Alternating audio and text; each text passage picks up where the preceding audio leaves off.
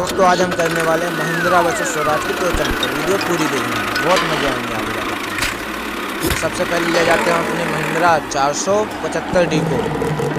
अब इसमें अपना पावरफुल कौन है ट्रैक्टर ये तो टोचन में लास्ट में ही पता चलेगा, तो वीडियो पूरी देखना। हम ये ले जा रहे हैं महिंद्रा।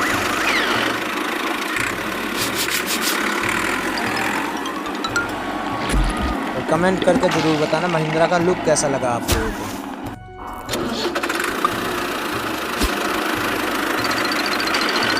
तो दोस्तों अपना महिंद्रा आ चुका है, अब हम लेने चलते हैं अपने स्वराज को।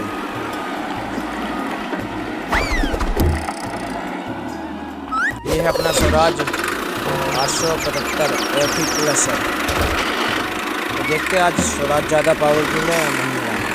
तो वीडियो अच्छी लगे तो लाइक शेयर जरूर करना। And thanks for watching. मिलते हैं बहुत ही जल्द नेक्स्ट वीडियो में।